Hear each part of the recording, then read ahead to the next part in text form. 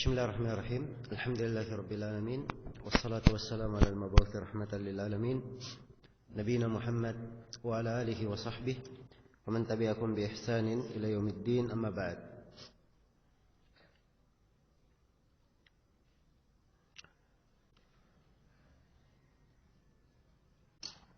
Ini sesi yang ke-6 dari pembahasan kita mengkaji Al-Manzumah Al-Baiquniyah seputar ilmu mustalahil hadits.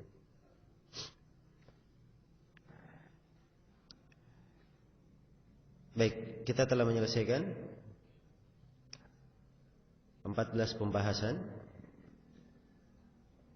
yang terangkai dari 14 bait syair yang disebut oleh penulis rahimahullahu taala. Ya.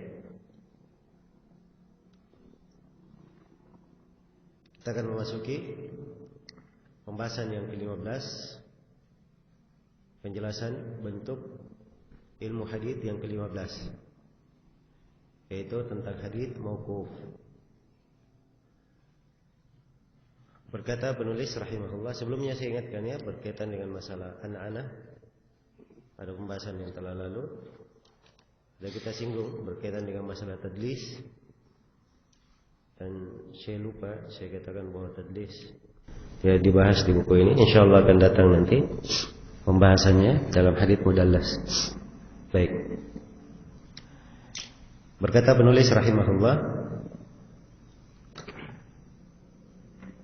dalam pembahasan hadits mauquf,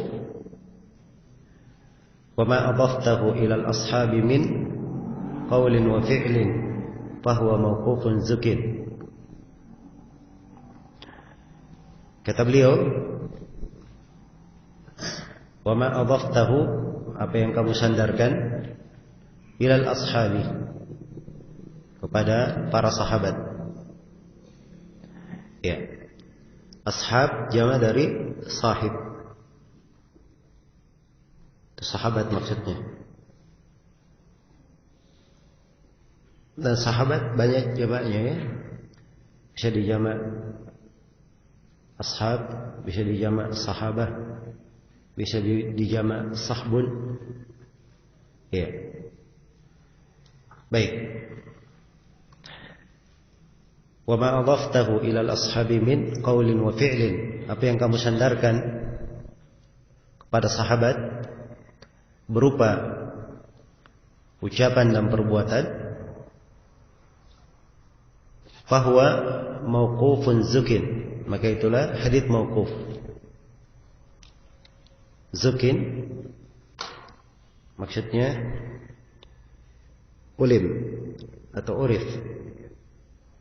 Ya, hadits mauquf telah dikenal.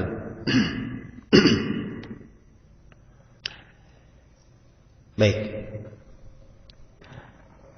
Sini penulis rahimahullah menjelaskan tentang hadits mauquf, bahwa hadits mauquf itu adalah hadits yang disandarkan kepada sahabat. Iya. Dan definisi yang disebut oleh penulis di sini, ini adalah definisi yang berjalan di kebanyakan ulama. Definisi yang berjalan di kebanyakan ulama. Al-Khatib Al-Baghdadi mendefinisikan dalam Al-Kifayah, kata beliau, ma asnadahu ar-rawi ila sahabi wa lam yatajawazhu. Mauquf itu adalah apa yang disandarkan oleh rawi kepada sahabat dan tidak melewati sahabat. Tidak melewati sahabat. Iya. Ini yang disebut dengan hadits mauquf. Kapan dia disandarkan kepada sahabat, maka dia dianggap sebagai hadits mauquf. Siapa itu sahabat? Iya. Sahabat didefinisikan oleh para ulama dengan berbagai definisi.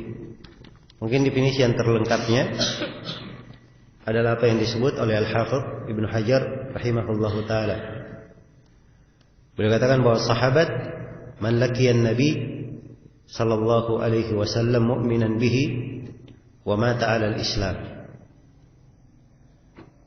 Siapa yang menjumpai Nabi sallallahu alaihi wasallam, ini kalimat menjumpai lebih detail ya dari kalimat melihat. Sebagiannya ada membahasakan siapa yang melihat Nabi. Kalau dibahasakan siapa yang melihat Nabi, maka ini seakan-akan pembahasan sahabat hanya untuk melihat saja. Maka sahabat yang buta seperti Ibnu Ummi Maktum tidak terhitung. Iya. Tapi kalau dibahasakan man laqiya, siapa yang menjumpai Nabi, maka ini lebih luas cakupannya.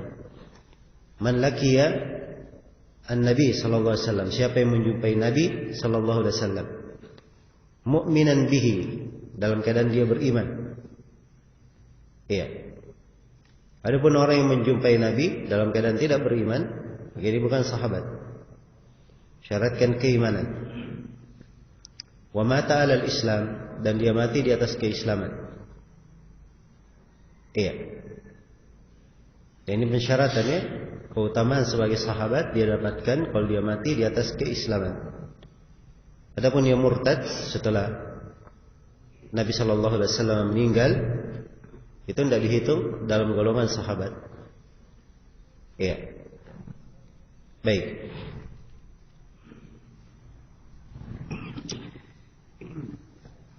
Jadi ini yang disebut dengan definisi sahabat. Apa yang disandarkan kepada sahabat itu disebut oleh penulis cuma dua. Ucapan dan apa? Perbuatan saja. Nah, disebut oleh penulis yang ketiga, ya, diterangkan oleh beliau tentang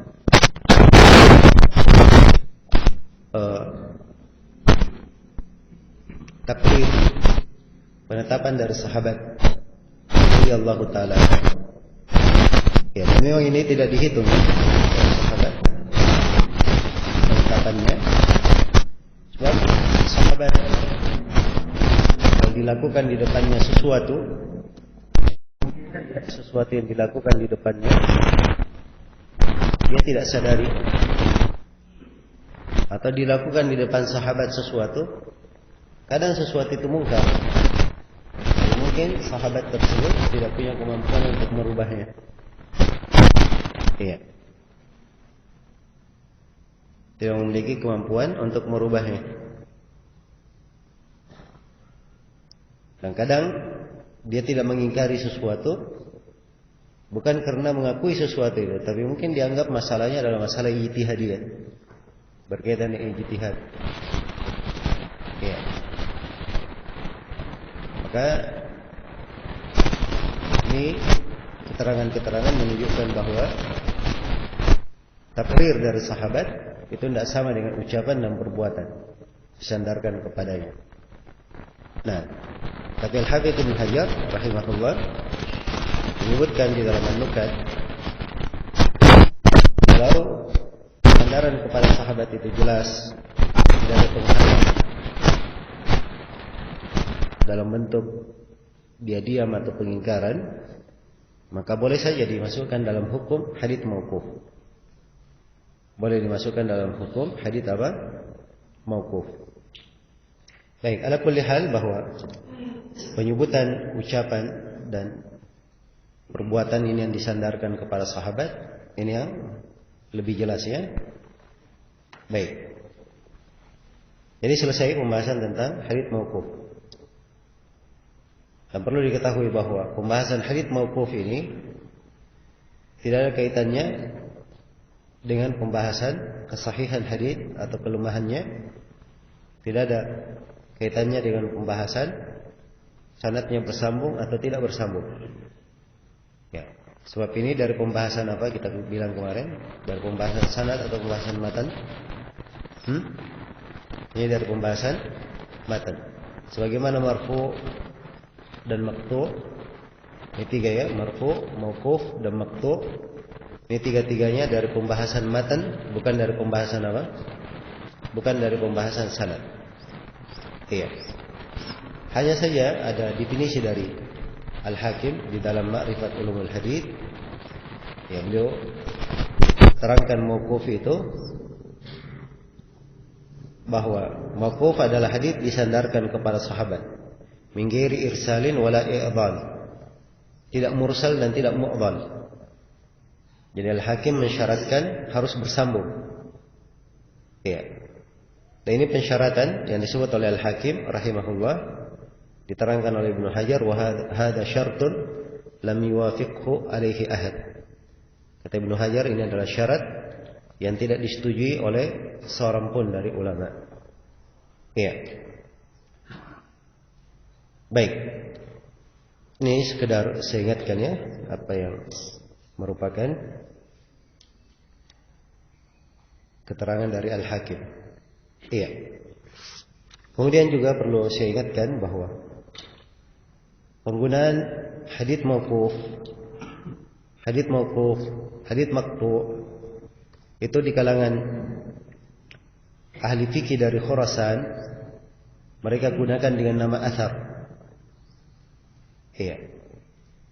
Digunakan dengan nama apa? Athar. Dan kalau dia hadits marfu, itu disebut dengan nama hadits. Jadi sebagian ulama ada yang membedakan antara kalimat athar dan kalimat apa? Hadits. Kalau hadits mereka katakan itu adalah hadits yang bersambung sampai kepada Nabi, untuk marfu. Kalau athar itu untuk mauquf, maqtu' ke bawah. Mereka pakai kata apa? Athar. Iya.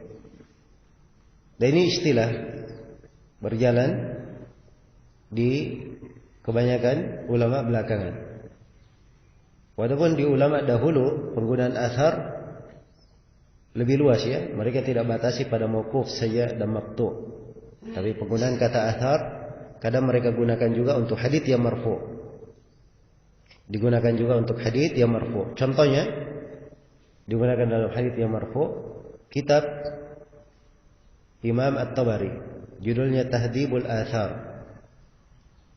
Tahdhib al-Athar. At-Tabari sebutkan di dalam bukunya hadits marfu', hadits mauquf.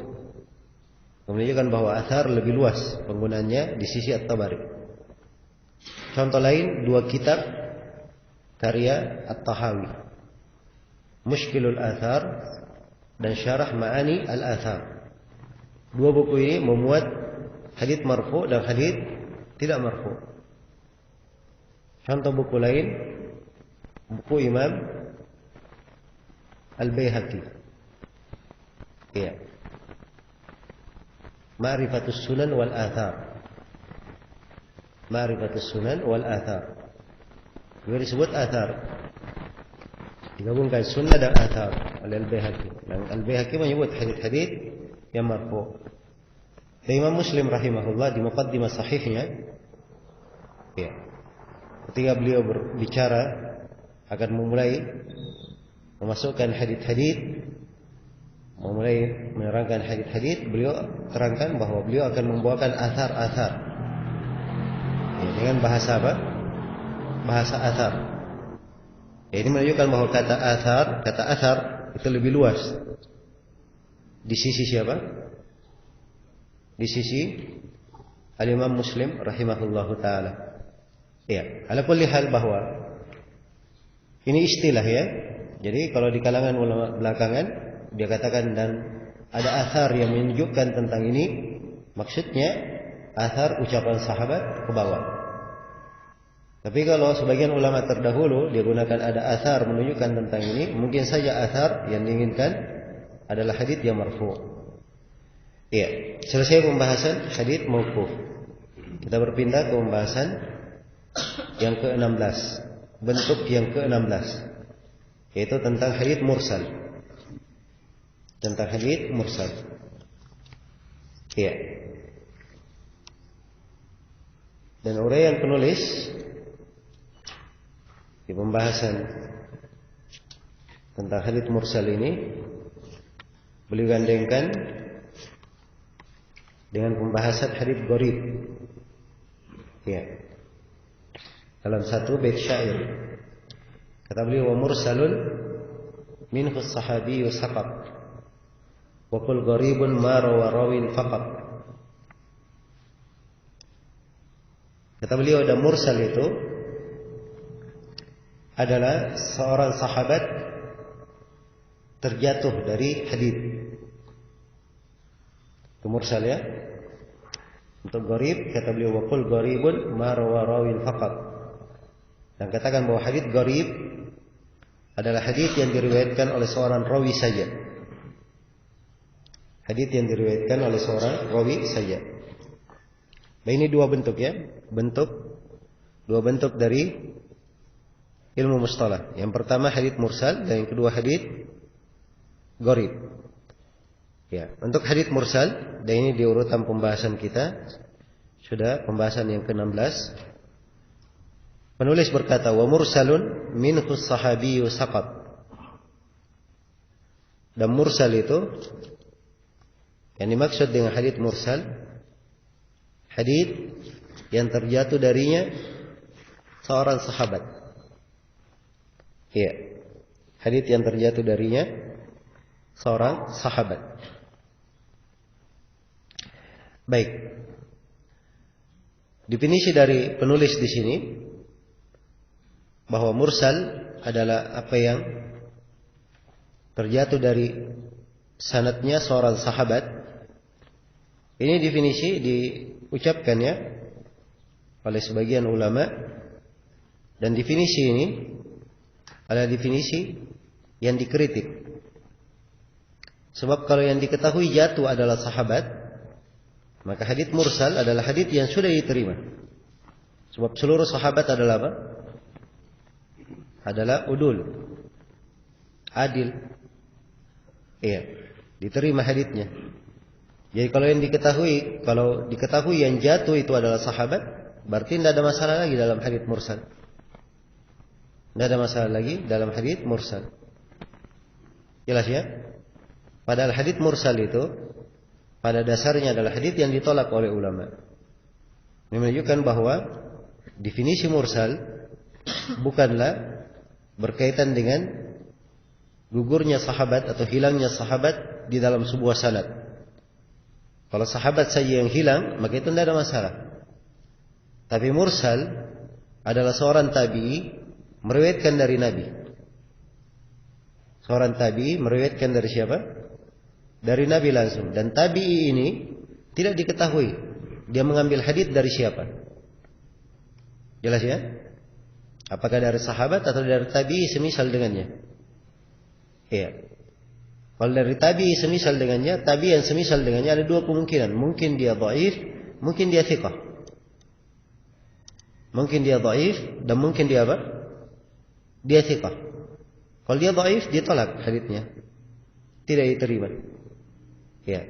Karena adanya kemungkinan ini, maka hadits mursal adalah hadits yang dianggap lemah di sisi kebanyakan ulama. Iya. Baik. Kalau begitu definisi dari mursal ini perlu apa? Perlu diperbaiki. Iya. Dan mungkin yang paling dekatnya dikatakan, ada beberapa definisi ya, tapi mungkin yang paling dekatnya dikatakan bahwa mursal adalah ma adhafahu as-sahabiyyu ila an-nabi sallallahu alaihi wasallam. Mursal adalah ma adhafahu at-tabi'i ila an-nabi sallallahu alaihi wasallam. Mursal itu adalah apa yang disandarkan oleh tabi'i kepada Nabi sallallahu alaihi wasallam. Iya. Kalimat apa yang disandarkan oleh tabi'i? Tabi'i sudah kita terangkan ya definisinya. Apa definisi tabi'i kemarin? Tabi'i siapa yang menjumpai siapa? Sahabat, murid sahabat, itu tabi'i. Jadi tabi'i dia sandarkan sesuatu kepada Nabi sallallahu alaihi wasallam. Iya. Maka ini disebut mursal. Sebab tabi'i ini ketika dia sandarkan kepada Nabi, tidak bisa dipastikan siapa perantaranya. Ya, kalau tabi menyadarkan kepada Nabi itu sudah jelas ya bahwa tabi tidak mendengar dari siapa? Tidak mendengar dari Nabi. Ya. Tabi hanya berjumpa dengan sahabat saja. Hanya berjumpa dengan sahabat. Jadi begitu tabi berkata Rasulullah bersabda. Ya. Datang seorang tabi misalnya Al Hasan Al Basri berkata Rasulullah bersabda. Jelas ya? Atau datang misalnya Az-Zuhri, dia berkata Rasulullah bersabda. Atau misalnya datang Qatadah, dia berkata Rasulullah bersabda. Ini tabi menyandarkan ucapan kepada siapa? Nabi sallallahu alaihi wasallam. Ya, maka ini yang disebut sebagai hadits mursal. Disebut sebagai hadits mursal. Iya. Dan hadits mursal dia masuk di dalam hadits dhaif, hadits lemah. Kenapa digolongkan dalam hadits lemah? Karena yang jatuh tidak diketahui. Yang jatuh tidak diketahui. Jadi seorang tabi dia berguru kepada sahabat. Ya. Berguru kepada sahabat dan mungkin juga berguru kepada tabi'in yang lainnya. Ya, karena itu tabaqat tabi'in secara global ada 3 tingkatan. Ada kibar tabi'in, ada sigar tabi'in, dan ada wasat tabi'in. Ada tingkatan tabi'in paling tua, kibar, dan ada tabi'in muda, dan ada tabi'in pertengahan. Kalau tabi'in kibar yang tua, itu kebanyakan riwayatnya dari sahabat. Tabi'in tua. Kalau tabi'in muda, kebanyakan riwayatnya dari selain sahabat. Dia ketemu sahabat sedikit saja. Seperti Az-Zuhri, Qatadah. Tabi'in yang kedua pertengahan. Ada banyak riwayat dari sahabat, tapi banyak juga riwayatnya dari selain sahabat. Jelas ya? Baik. Jadi begitu tabi'in menyandarkan hadits, dia berkata Rasulullah bersabda, maka di sini ada 2 kemungkinan. Kemungkinan yang pertama, si tabi mengambil dari sahabat. Dan kemungkinan yang kedua, si tabi mengambil dari selain sahabat. Kalau dia mengambil dari selain sahabat, maka ada 2 kemungkinan. Kemungkinan yang pertama bahwa si sahabat tersebut, kemungkinan yang pertama bahwa selain sahabat ini adalah thiqah, terpercaya, diterima haditsnya. Dan kemungkinan yang kedua bahwa selain sahabat ini dia adalah dhaif, tidak diterima haditsnya. Jelas ya?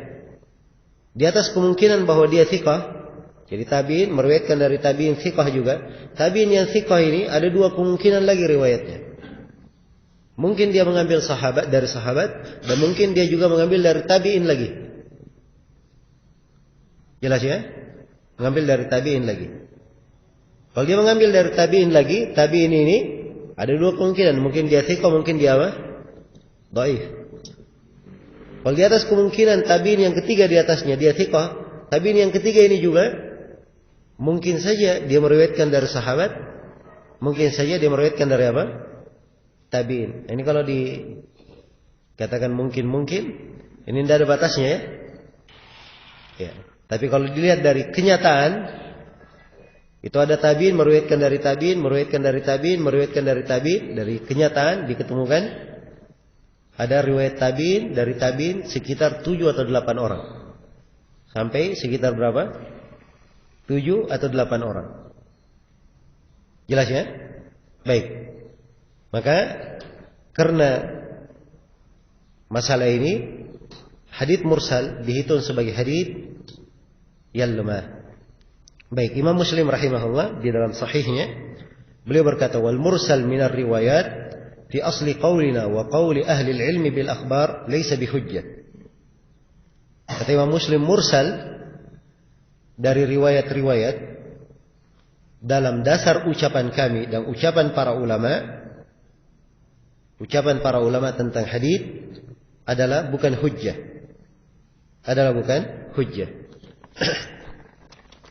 Baik. Jadi ini ucapan dari Imam Muslim rahimahullahu taala ya menjelaskan kedudukan mursal itu di kalangan ulama. Iya. Baik. Dan berkata Abu Hatim Ar-Razi, juga Abu Zur'a Ar-Razi, la yuhtajju bil marasil wa la taqumul hujjatu illa bil asanidi as-sihah al-muttasilah. Iya. Kata beliau berdua, dan ini dua imam, Abu Hatim dan Abu Zur'a Ar-Razi. Ini dua orang imam, levelnya di atas Al-Bukhari. Apa namanya? Tingkatannya, tabaqatnya. Jadi tingkatan guru-guru Al-Bukhari. Iya, dua orang imam ini berkata bahwa hadits mursal tidak dipakai hujjah. Karena hujjah itu hanyalah dengan sanad-sanad yang sahih yang bersambung. Iya. Dan Imam Tirmidzi berkata, wal haditsu idza kana mursalan fa innahu la yasihhu inda aktsar ahli al-ilm wa qad dha'afahu ghairu wahidin minhum. Kata Tirmidzi, suatu hadits apabila dia mursal, maka hadits itu tidak syah di kalangan kebanyakan ulama. Dan hadits ini, hadits mursal ini tidak dilemahkan oleh sejumlah ulama, bukan hanya satu, tapi banyak orang yang melemahkannya. Baik, dan ucapan-ucapan para a'imah tentang hal ini adalah hal yang dimaklumi bahwa hadits mursal itu adalah hadits yang tidak dipakai berhujjah. Ini pendapat yang terkuat ya, walaupun memang ada sebagian yang berpendapat tentang hujjiyat hadits mursal, tapi itu adalah pendapat yang tidak dianggap. Baik. Iya. Kemudian yang perlu saya ingatkan di sini bahwa hadits mursal, walaupun dia diketahui bahwa hadits dia adalah hadits yang lemah, tapi hadits mursal itu kalau dia mendapat pendukung dari jalur yang lain mungkin untuk diterima. Iya. Kalau hadits mursal mendapat pendukung dari jalur yang lain mungkin untuk diterima. Dan ini pembahasan menguatkan hadits-hadits yang lemah. Ini termasuk pembahasan-pembahasan inti dalam ilmu hadits. Bahkan itu termasuk hal-hal yang detail dalam ilmu hadits. Ya, taqwiyatul ahadits. Cara menguatkan hadits-hadits yang ada kelemahan. Iya. Dan untuk masuk di dalam pembahasan ini kita perlu banyak ilmu di dalamnya. Yang pertama kita harus mengenal hadits-hadits itu lemah. Hadits-hadits lemah itu apa? Bentuk-bentuknya bagaimana? Iya. Kemudian yang kedua, seorang perlu mengenal kadar kelemahan itu bagaimana, tingkatan-tingkatan kelemahan. Kemudian yang ketiga, seorang perlu mengenal pada setiap hadits yang lemah itu kapan dia bisa menerima dukungan dan kapan tidak bisa menerima dukungan. Iya. Dan ini pembahasan-pembahasan besar ya. Pada sebagiannya kadang ada khilaf. Dan kadang para ulama memiliki tatbiqat yang berbeda. Ya. Seperti misalnya hadits majhulul ain. Hadits majhulul ain yang meriwayatkan darinya hanya seorang saja, seorang rawi, tidak ada rawi darinya, tidak ada muridnya kecuali satu saja. Tidak ada yang menfiqahkannya dan tidak ada yang menjarahnya. Ini disebut majhulul ain. Majhulul ain apakah diterima sebagai syawahid atau tidak? Ya, kebanyakan ulama tidak menganggapnya diterima di dalam syawahid. Ya. Tapi kadang di sebagian tempat dilihat Ad-Daraqutni menjadikannya sebagai pendukung. Maka ini menunjukkan bahwa ada hal-hal yang detail di dalam masalah yang seperti ini. Karena ada indikasi-indikasi yang diperlukan oleh seorang ahli hadits. Iya. Baik. Dan Dan inilah yang menjadi sebab ya, kadang sebagian orang menganggap bahwa Syekh Al-Albani itu bergampangan menguatkan hadis. Ya. Bergampangan. Dan ini kalimat bergampangan diucapkan oleh sebagian orang di masa ini. Ya. Dan biasanya orang yang mengucapkan Syekh Al-Albani bergampangan, ya dialah yang bergampangan sebenarnya. Bergampangan menghukumi para ulama ahli hadis dengan ucapan-ucapan yang tidak benar. Iya. Karena itu dari para ulama ahli hadis tidak menilai beliau seperti itu. Ya. Karena beliau di dalam menguatkan hadis-hadis, dalam banyak pembahasan beliau, khususnya di dalam kitabnya Silsilah Hadits As-Sahihah, itu dibangun di atas kaidah-kaidah yang dimaklumi di kalangan ahli hadis. Dimaklumi di kalangan ahli hadis. Baik, hanya saja sebagian orang ilmunya tidak sampai ke sana. Pemahamannya tidak seperti pemahaman Syekh Al-Albani rahimahullahu taala. Iya. Walaupun ya semua dari kita, dan ini yang disebutkan oleh para ulama kita, bahwa tidak ada yang mengatakan Syekh Al-Albani itu maksum, terjaga dari kesalahan. Iya. Hanya saja mengatakan bahwa beliau bergampangan, ini tidak benar. Itu adalah hal yang tidak benar. Ya, jadi sekali lagi menguatkan hadits-hadits. Ada hadits yang lemah, diperiksa riwayat yang lain. Ada beberapa riwayat yang mendukungnya, kemudian dikuatkan menjadi hadits hasan atau naik menjadi hadits sahih. Ini pembahasan-pembahasan ya, yang sangat detail di kalangan ahli hadis. Baik. Karena itu saya isyaratkan ya di sini di pembahasan mursal ini, bahwa hadits mursal itu adalah hadits yang mungkin menerima dukungan. Ya. Namun para ulama mensyaratkan padanya syarat-syarat. Ada syarat pada haditsnya dan ada syarat pada perawi yang memursalkannya. Iya. Dan ini pensyaratan saya kira kurang cocok ya kalau saya bahas untuk pertemuan kali ini. Sebab kita di pertemuan kali ini hanya menguraikan, kebanyakannya menekankan di pembahasan istilah. Iya. Sebab kalau saya masuk di dalam kaidah menguatkan hadits-hadits dan saya bahas pembahasan kapan hadits mursal itu dipakai sebagai hujjah, ini harus saya berikan contoh-contoh penerapan bagaimana cara menguatkan hadits mursal. Iya. Dan ini tentunya kurang cocok ya untuk pertemuan kali ini. Iya. Baik. Jadi saya sekedar mengisyaratkan bahwa hadits mursal itu bisa untuk dikuatkan. Ya, walaupun dia lemah, tapi kalau ada pendukungnya, ya, dari jalur yang mu'tabar, yasluh lisyawahid wal mutaba'at, mungkin dijadikan sebagai pendukung, maka insyaallah taala hadits mursal itu bisa dikuatkan. Baik. Kemudian perlu saya ingatkan bahwa pembahasan hadits mursal sebagai hadits yang lemah ini sebagaimana yang telah kita terangkan, mursal dari siapa? Dari tabi'in, dia sandarkan kepada Nabi sallallahu alaihi wasallam. Iya. Ini yang dikatakan lemah. Adapun mursal sahabat itu tidak berpengaruh. Ya, misalnya Ibnu Abbas radhiyallahu taala anhu, beliau termasuk sahabat yang paling banyak meriwayatkan hadits dari Nabi sallallahu alaihi wasallam. Iya. Asyuti memasukkannya ke dalam 7 sahabat yang meriwayatkan hadits lebih dari 1000. Iya. Siapa 7 sahabat itu?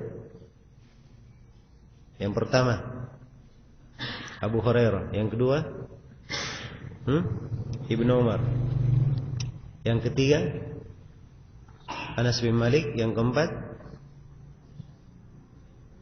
Ibnu Abbas, yang kelima Abu Sa'id Al-Khudri, yang keenam Jabir bin Abdullah, dan yang ketujuh Aisyah radhiyallahu taala anha. Ya. 7 orang sahabat ya, yang paling banyak meriwayatkan haditsnya lebih dari 1000. Ya, kalau antum mau ingat 7 orang sahabat ini, hafal 2 bait syair yang disebut oleh Suyuti dalam Alfiyahnya. Kata beliau, wal muktiruna fi riwayatil athar Abu Hurairah yalihi ibnu Umar wa Anas wal habru kal khudri wa Jabirun wa zawjatun nabi. Ya. Wa Jabirun wa zawjatun nabi.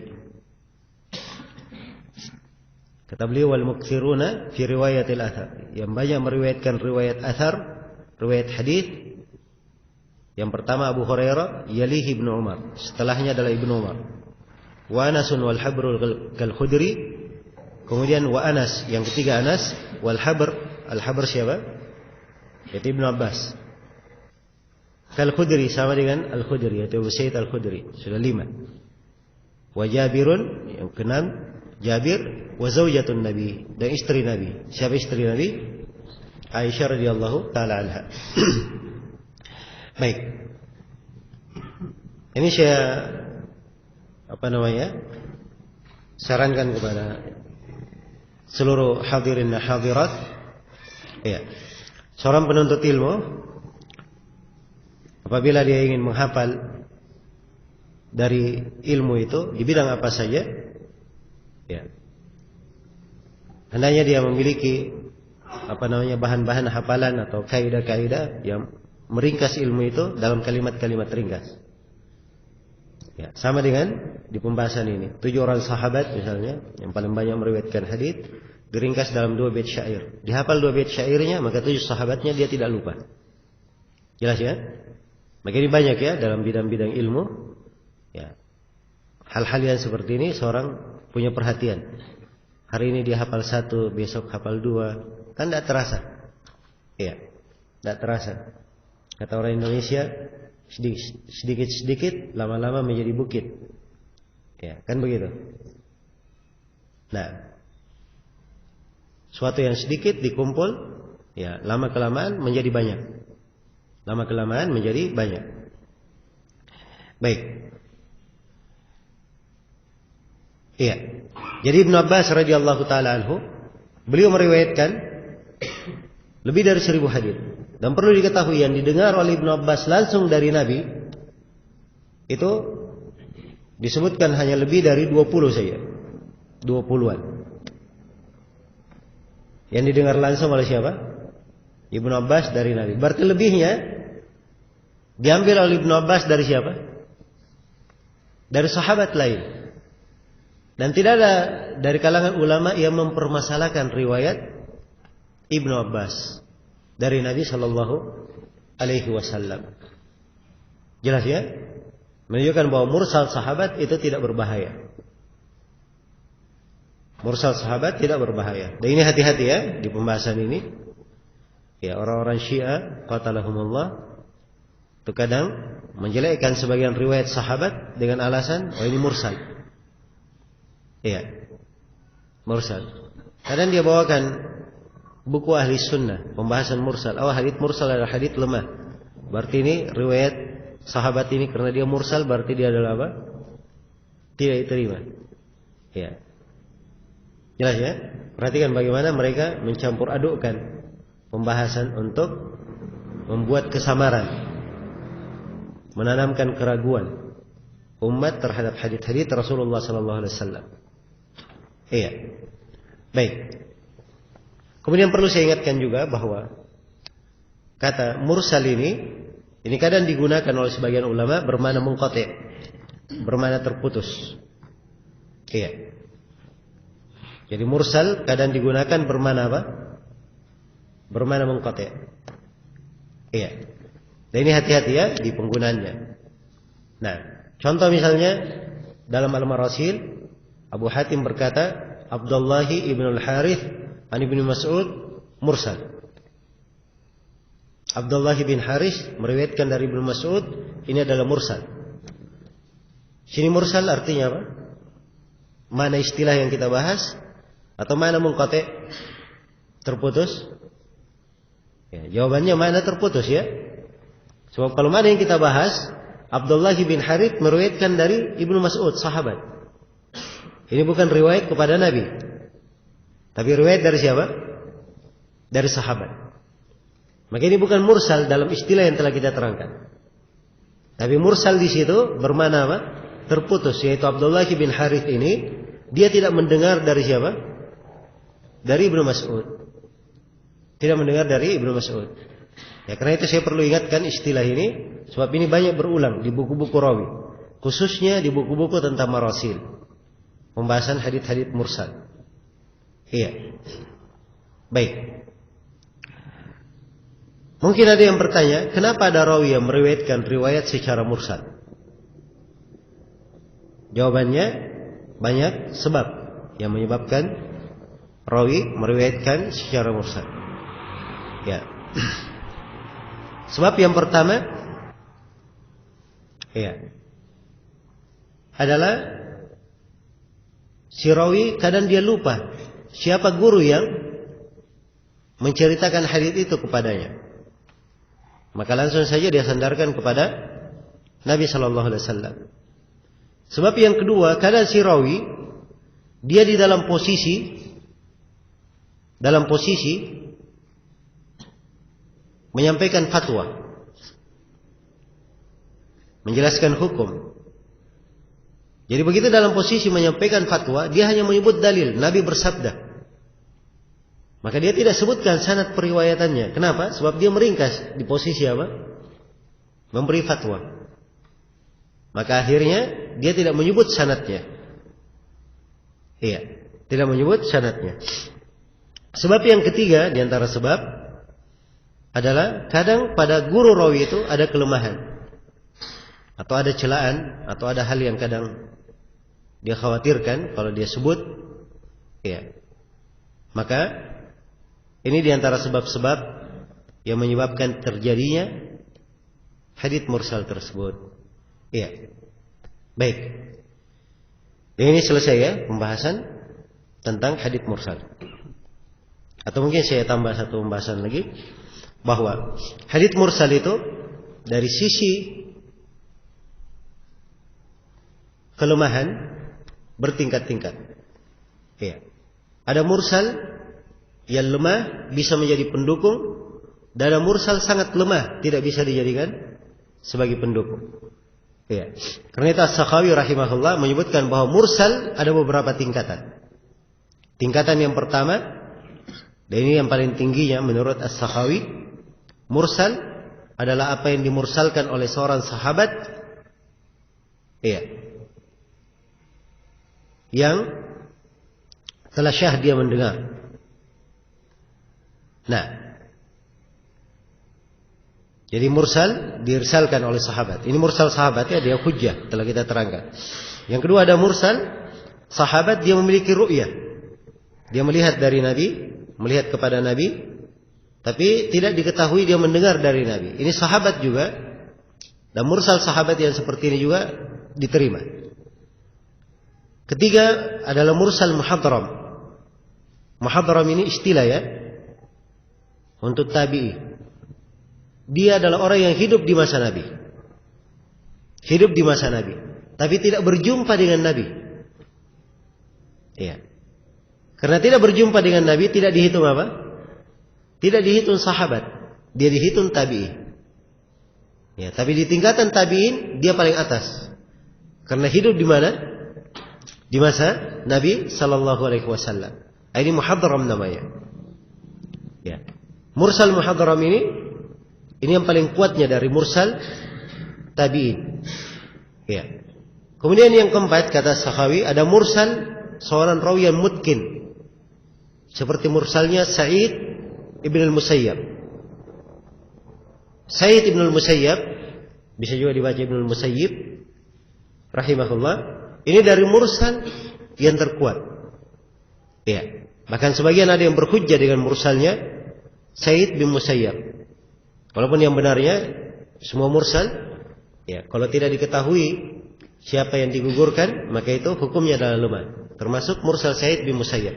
Tapi dari sisi kelemahannya lebih minim. dia bisa dijadikan sebagai pendukung. Iya. Di bawahnya lagi ada mursal tabi'in, tapi tabi'in ini berhati-hati dalam memilih guru. Dia taharri. Seperti Asy-Sya'bi, Mujahid. Ini kalau dia melakukan irsal, ya irsalnya termasuk irsal yang mu'tabar. Jelas ya? Dan yang paling bawahnya, ini yang paling bawah ini yang tidak dianggap. Yaitu mursal dari orang yang mengambil dari siapa saja. Iya. Karena itu mursal Az-Zuhri itu disebut tergolong dari mursal yang paling lemah. Kenapa? Sebab Az-Zuhri rahimahullah beliau imam hafidh. Iya. Orang bicara apa saja dia bisa hafal. Jelas ya? Dia bisa hafal. Dari ucapan, dari hadits, dari athar dia hafal. Iya. Ketika dia melakukan riwayat irsal, maka irsalnya di sini ya, ini dianggap sangat lemah. Kenapa? Sebab hafalannya banyak, enggak tahu. Dia ini murni hadits atau ucapan tabi'in atau dari mana diambil oleh Az-Zuhri. Ketika dia tidak sandarkan. Jelas ya? Maka ini ada bentuk-bentuk marasil, mursal disifatkan oleh para ulama min adha'afil marasil, dari mursal yang paling lemah. Dari mursal yang paling lemah. Iya. Baik. Jadi ini gambaran-gambarannya tentang hadits mursal tersebut. Selesai pembahasan hadits mursal, kita pindah ke pembahasan hadits gharib. Ya, dan hadits gharib ini telah kita uraikan ya pada sesi sebelumnya, bahwa hadits ahad dibagi menjadi berapa? Dibagi menjadi 3. Ada hadits masyhur, dan ada hadits aziz, dan ada hadits gharib. Hadits masyhur dan hadits aziz ini sudah berlalu pembahasannya. Ya, sudah berlalu pembahasannya. Sekarang kita di pembahasan hadits apa? Hadits gharib. Iya. Baik. Dari sisi keindahan tertib, selayaknya penulis menggandengkan 3 pembahasan sekaligus. Ya, sebab seorang penuntut ilmu kalau di hal yang mirip digabungkan pembahasannya itu lebih mudah dia pahami. Ya. Demikian pula sudah berlalu ya di pembahasan mauquf. Harusnya pembahasan mauquf beliau tertib marfu, mauquf kemudian apa? Maqtu'. Tapi ternyata pembahasan mauquf beliau akhirkan. Ya, beliau akhirkan. Nah, ini termasuk kritikan ya terhadap penulis rahimahullah, tapi secara umum bahwa mandhumah beliau, ya mandhumah yang kita bahas di sini mandhumah yang bagus, apalagi di masa sekarang ini masyhur ya. Ya. Dan sebenarnya kalau dilihat dari matan ilmiah, ya masih ada matan-matan yang lain, kadang lebih bagus dari apa yang ditulis oleh penulis rahimahullah. Dalam bentuk syair maupun dalam bentuk mukhtasar, ringkasan. Ya. Dan mungkin insyaallah ta'ala kita akan bahas nanti di kesempatan-kesempatan yang lain. Ya. Sebab ini pembahasan tentang ilmu mustalah. Ini bukan pembahasan untuk kali ini saja. Mungkin akan berulang. Insyaallah ta'ala dalam setahun mungkin ada 1 kali daurah tentang mustalah. Ya. Sebab memahami hadits, mengerti tentang istilah hadits, ini juga dari hal yang diperlukan.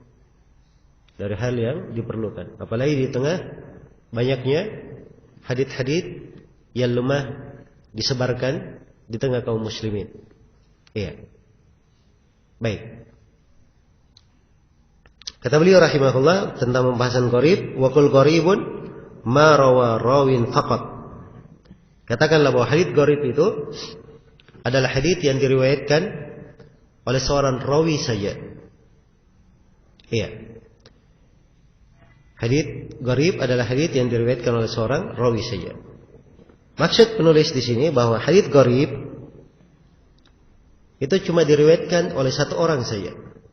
Tidak ada yang lain yang meriwayatkannya. Tidak ada yang lain yang meriwayatkannya. Nah, iya.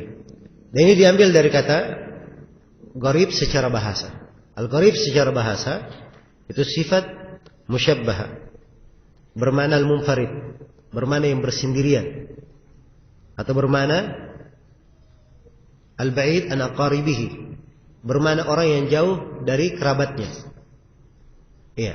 Jadi seorang dia misalnya dari sebuah negeri, dia tinggalkan negerinya, tinggalkan kampungnya, dia tinggal di kampung lain, di negeri lain, tidak ada kerabatnya, maka dia disebut gharib dalam bahasa Arab. Jelas ya? Maka ini makna gharib secara bahasa. Dan secara istilah penulis di sini menyebutkan definisi gharib, bahwa gharib adalah riwayat satu orang rawi saja. Riwayat satu orang rawi saja. Iya. Baik. Dan ini definisi yang disebut oleh penulis adalah definisi yang beliau ambil dari Al-Hafidh Ibnu Shalah rahimahullahu taala dan selainnya. Iya. Ibnu Shalah berkata, hadits gharib adalah al-hadits alladzi yatafarradu bihi ba'dhur ruwa. Dia adalah hadits yang sebagian rawi bersendirian di dalam meriwayatkannya. Bersendirian di dalam meriwayatkannya. Iya. Dan sebagian ulama yang membatasi gharib khusus gharaba di dalam perputaran sanad. Iya. Seperti Ibnu Manda, beliau berkata al-gharib ka hadits az-Zuhri wa ashbahihi mimman yujma'u hadithuhu. Kata Ibnu Manda, al-gharib itu adalah seperti hadits az-Zuhri dan semisal dengannya dari rawi-rawi yang dikumpulkan haditsnya. Jadi maksudnya az-Zuhri, ya, ini perputaran hadits. Az-Zuhri, Qatadah, ya. Baik.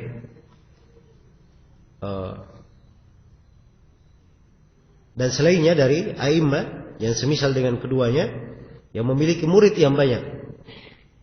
Memiliki murid yang banyak. Karena dia memiliki murid banyak, maka dia dianggap perputaran riwayat. Nah, hadits yang mereka bersendirian, ya, hadits yang mereka hadits yang seorang bersendirian dari Az-Zuhri atau seorang bersendirian dari Qatadah, yang bersendirian ini dianggap gharib. Kenapa? Karena Qatadah dan Az-Zuhri punya banyak murid. Mana murid yang lainnya? Kenapa tidak ada yang meriwayatkan? Jelas ya? Baik. Ini definisi Ibnu Mandah. Nah, ini sebenarnya penggunaan gharib. Ya. Dalam hal yang seperti ini saya tidak bisa katakan ya, yang benarnya definisi ini, definisi itu. Ya. Karena dalam hal-hal yang seperti ini istilah-istilah berjalan di tengah para ulama. Kita tahu saja istilah mereka apa. Istilah mereka apa? Ya. Adapun Al-Hafidz Ibnu Hajar rahimahullah, beliau membagi gharib menjadi dua. Ada gharib mutlak dan ada gharib nisbi. Ya. Ada gharib mutlak dan gharib apa? Nisbi. Gharib mutlak, ya, menurut Al-Hafidz Ibnu Hajar rahimahullah, adalah hadits yang tidak diketahui ada riwayat dari Nabi tentang hadits itu kecuali satu sanad saja. Ini disebut hadits gharib apa? Mutlak. Gharib mutlak. Seperti contoh hadits innamal a'malu binniyat. Ya, di dalam seluruh riwayatnya, coba dibuka Sahih Bukhari awal hadis. Seluruh riwayatnya itu berasal dari jalan Yahya bin Sa'id Al-Ansari, meriwayatkan dari Muhammad bin Ibrahim At-Taimi, dari Alqamah bin Waqqas Al-Laythi, meriwayatkan dari Ibnu Umar radhiyallahu taala anhu. Iya. Jadi hanya punya riwayat itu saja. Ya, tidak ada yang meriwayatkan dari Nabi kecuali Umar bin Khattab. Tidak ada yang meriwayatkan dari Umar kecuali Alqamah bin Waqqas. Dan tidak ada yang meriwayatkan dari Alqamah kecuali Muhammad bin Ibrahim. Dan tidak ada yang meriwayatkan dari Muhammad bin Ibrahim kecuali Yahya bin Sa'id. Dari Yahya bin Sa'id yang meriwayatkan darinya Ibnu Hajar sampai menyebutkan lebih 100 orang. Itu yang dia lacak ya, yang berhasil diketemukan oleh Ibnu Hajar. Adapun selain Ibnu Hajar ada yang menyebutkan bahwa yang meriwayatkan dari Yahya bin Sa'id lebih 200 orang. Tapi subhanallah, untuk melihat bahwa dia bersendirian pada Yahya bin Sa'id, berputarnya di sini. Ya. Jadi gharibnya dari sini Yahya bin Sa'id. Ketiga hadits innamal a'malu binniyat ini tidak memiliki sanad yang sahih dari Nabi sallallahu alaihi wasallam kecuali satu jalur ini saja, Yahya bin Sa'id dari Muhammad bin Ibrahim At-Taimi dari Alqamah bin Waqqas dari Umar bin Khattab. Iya. Maka ini sanad disebut sebagai sanad apa? Hadits ini disebut sebagai hadits apa? Hadits gharib. Jelas ya? Baik. Iya.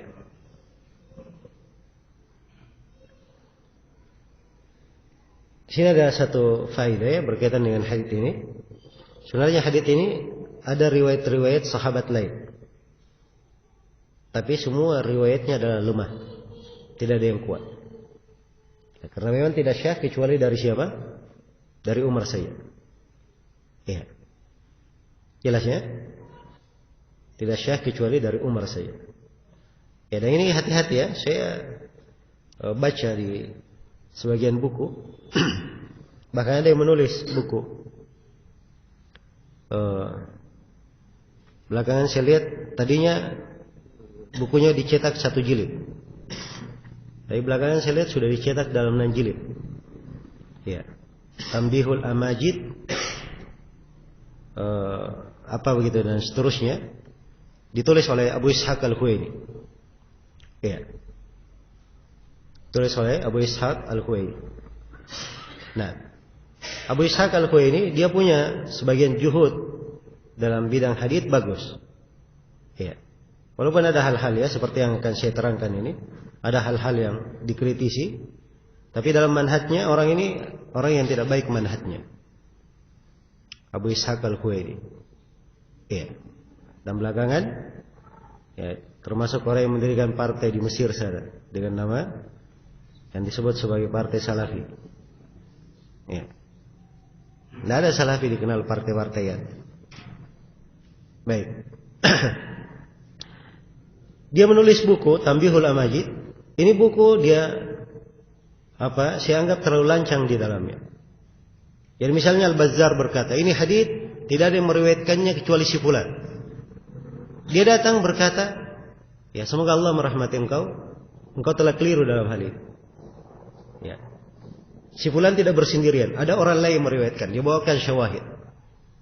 Ya. Dibawakan syawahid. Jadi bukunya dibangun di atas dasar ini. Dan ini semuanya dari awal sampai akhir kesalahannya cuma satu. Kesalahannya cuma satu. Dia tidak paham apa ucapan seorang imam, si fulan bersendirian dari fulan. Ya. Jelas ya? Dan ini subhanallah ada tambih yang sangat indah dari Al-Hafidz Ibnu Hajar di dalam kitab An-Nukat ala Ibnu Salah. Ketika beliau membahas hadits tentang kafaratul majalis. Hadits tentang kafaratul majlis. Hadits kafaratul majlis itu diriwayatkan dari banyak riwayat. Banyak sahabat yang meriwayatkan. Tapi yang syah dari satu riwayat saja. Karena itu Imam Tirmidzi berkata tidak syah kecuali dari satu riwayat. Ya, jangan dikatakan Imam Tirmidzi berkata, oh, keliru Imam Tirmidzi, ada riwayat yang lain. Masa cuma satu riwayat? Maksudnya di situ Imam Tirmidzi tidak ada kecuali satu riwayat, maksudnya riwayat yang syah. Bersendirian hanya riwayat yang apa? Syah. Kalaupun ada yang lainnya, itu dari jalur-jalur yang tidak dianggap. Dari jalur-jalur yang tidak dianggap. Ya, karena itu harus dipahami ya istilah dari para ulama. Jangan gampangan mengatakan, oh, semoga Allah merahmatimu, kamu telah keliru. Ya, kamu telah salah. Gampang banget menyalahkan para ulama. Ya. Ini tidak layak ya terhadap seorang penuntut ilmu hadits. Dan ini banyak ya berjalan menjadi musibah di masa ini. Ya, banyak orang-orang baru belajar 1-2 buku mustalah. Setelah itu dia tahqiq hadits-hadits. Ya, dia tahqiq buku, dia kasih ta'liq-ta'liq. Dan musibahnya ta'liq-ta'liqnya dicetak lagi. Ya, dicetak. Ya, dan ini menjadi fitnah bagi orang-orang awam yang tidak mengenal ilmu hadits. Ya, sembarangan. Oh, Ibnu Hajar telah keliru dalam hal ini. Ini hadits nada dalam Sunan An-Nasai. Ya, Ibnu Hajar sebut diriwayatkan oleh Imam 4, misalnya. Jelas ya? Oh, Ibnu Hajar keliru. Ini tidak dalam Sunan An-Nasai. Gampang sekali menyalahkan Ibnu Hajar. Ya. Dia baca Sunan An-Nasai di cetakan yang dia miliki. Belum tentu cetakan ini yang dipakai oleh Al-Hafidz Ibnu Hajar rahimahullahu ta'ala. Jelas ya? Dia tidak sama dengan Ibnu Hajar. Ibnu Hajar itu mendengar ya dari Sunan An-Nasai, sama dia mendengar dari guru secara bersambung pada Nabi. Dia hanya baca buku saja dicetak. Kalau suka cetaknya sudah keliru mencetak, dia sudah keliru dalam membacanya. Ya, dari mana dia bisa menyalahkan Al-Hafidz Ibnu Hajar? Jelas ya? Maka dari sisi adab, dia harusnya berkata, saya periksa di dalam Sunan An-Nasai, saya tidak ketemukan hadits ini. Itu sisi adab. Jangan dia buru-buru menyalahkan siapa? Al-Hafidz Ibnu Hajar rahimahullahu ta'ala. Baik. Maka ini dari hal-hal yang perlu saya ingatkan ya. Dari etika dan adab di dalam menuntut ilmu hadits. Ya. Baik. Saya pernah sekali di sebuah pembahasan atau di banyak pembahasannya saya tulis ya, hadits ini hadits disahihkan oleh Syekh Al-Albani dan seterusnya. Ya, saya sebutkan takhrijat. Nah, dari hal yang saya pelajari dari Syekh Muqbil dan Syekh Abdul Muhsin Al-Abbad dan selainnya, kalau Syekh Al-Albani sudah mengatakan sahih, ya, dan hadits itu memang benar sahih, sudah kita sebut Syekh Al-Albani saja mensahihkan. Ngapain disebut saya mensahihkan? Atau ini sanadnya sahih? Jelas ya? Yang jelas apa yang disebut oleh Syekh Al-Albani itu telah diperiksa, dipastikan, maka tidak perlu kita sebutkan ucapan kita. Sebut saja dari ulama yang terkenal. Sama seperti seorang memberikan kesimpulan pada rawi. Kalau dia baca biografi rawinya adalah thiqah, Ibnu Hajar menyimpulkannya thiqah, sebut saja ucapan Ibnu Hajar. Ibnu Hajar berkata apa? Thiqah, selesai. Jangan dia datang, dia berkata saya sudah baca biografi rawi ini yang tampak bagi saya bahwa dia adalah rawi thiqah. Ya, seakan-akan ahli ijtihad. Ya. Maka ini hal-hal yang seperti ini hendaknya diperhatikan ya oleh seorang penuntut ilmu. Kadang ada sifat-sifat melampaui batas, melewati. Ya, dan ini dari etika dan adab hendaknya diperbaiki. Baik, saya kembali ke pembahasan hadits gharib. Jadi gharib menurut Ibnu Hajar terbagi dua. Ada gharib mutlak, dan itu contohnya tadi hadits apa? Innamal a'mal binniyat. Kemudian yang kedua ada gharib, sifatnya gharib nisbi. Ya, dia gharib tapi nisbi. Nah, gharib nisbi ini gharibnya pada pertengahan sanad. Pada pertengahan sanad. Ya. Anggaplah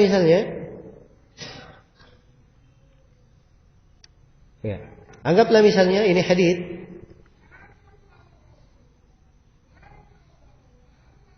atau coba buka hadits lain. Buka coba Kitabul Iman. Di Kitabul Iman. Nah, dari Sahih Bukhari, Kitabul Iman.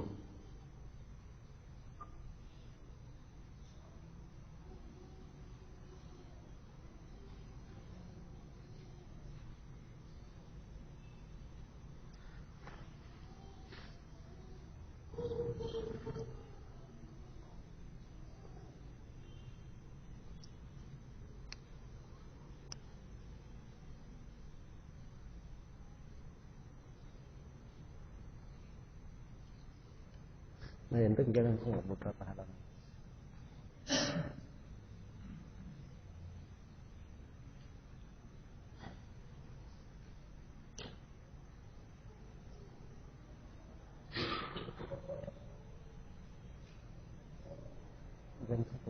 Jalannya juga.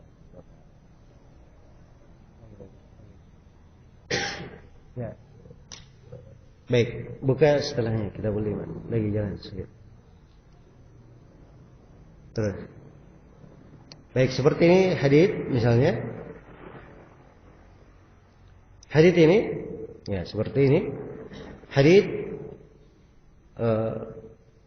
Abu Musa Al-Asy'ari Nabi Musa radhiyallahu anhu annahu qala qalu ya Rasulullah ayyul islami afdal. Karena Nabi bersabda man salimal muslimuna min lisanihi wa yadihi. Iya. Baik. Ini hadis Nabi Musa tentang man salimal muslimuna min lisanihi wa yadihi. Ini bukan dari Abu Musa saja. Ada riwayat-riwayat lain dari selain Abu Musa. Jelas ya? Meriwayatkan dari Nabi bukan cuma Abu Musa. Anggaplah misalnya ada 3 sahabat yang meriwayatkan dari Nabi. Ini sudah bukan gharib. Sudah dihitung hadits apa? Kalau 3 orang yang meriwayatkan dari Nabi, dihitung hadits apa? Sudah itu hadits masyhur. Kalau di istilah Ibnu Hajar ya, kalau di istilah Ibnu Salah dan penulis dihitung hadits apa? Hadits aziz. Baik. Misalnya yang meriwayatkan dari Abu Musa cuma Abu Burda saya, ini enggak kelihatan ya Abu Burda. Yang meriwayatkan dari Abu Musa Abu Burda saya, maka Abu Burda dari Abu Musa ini gharib. Tapi gharibnya dihitung apa? Gharib nisbi. Ya, sebab gharibnya Abu Burda meriwayatkan dari Abu Musa ini pada riwayat Abu Musa saya. Adapun hadits itu sendiri, matan hadits itu sendiri bukan hadits yang gharib. Jelas ya? Jadi ketentuan hadits gharib nisbi, asal haditsnya dia bukan gharib. Tapi pada salah satu sanadnya ada seorang rawi yang bersendirian dari guru. Dia bersendirian dari guru, maka disebutlah dia sebagai gharib nisbi. Baik. Iya. Jadi ini secara global ya pembahasan berkaitan dengan hadits gharib. Dan perlu saya ingatkan di sini bahwa penggunaan kata gharib itu bukan hanya di dalam istilah yang kita terangkan sekarang ini. Kadang digunakan kata gharib dan yang diinginkan dengannya hadits itu lemah. Karena seorang bersendirian dalam meriwayatkannya, tidak ada keanehan dalam riwayatnya. Ada keanehan dalam riwayatnya. Karena itu Imam Tirmidzi kalau dia berkata gharib, itu kebanyakannya dia inginkan itu adalah hadits apa? Hadits dhaif. Ini istilah ya, saya ingatkan. Ada 3 buku. Hati-hati dalam membacanya. Dia punya istilah Imam Tirmidzi, Imam Az-Zailai di dalam Nasbur Raya, dan Imam Ibnu Katsir dalam tafsirnya. 3. Kalau dia berkata hadits ini gharib, maka yang dia maksud hadits itu apa? Hadits itu dhaif maksudnya. Iya. Jelas ya? Maka ini penggunaan istilah-istilah digunakan ya hendaknya dipahami. Ya, jangan sampai ada yang masuk dalam pembahasan hadits gharib, dia sangka bahwa Imam Tirmidzi memaksudkan gharib bersendirian. Betul ada bentuk bersendiriannya, tapi beliau inginkan maksud lain, yaitu pelemahan terhadap hadits tersebut. Baik.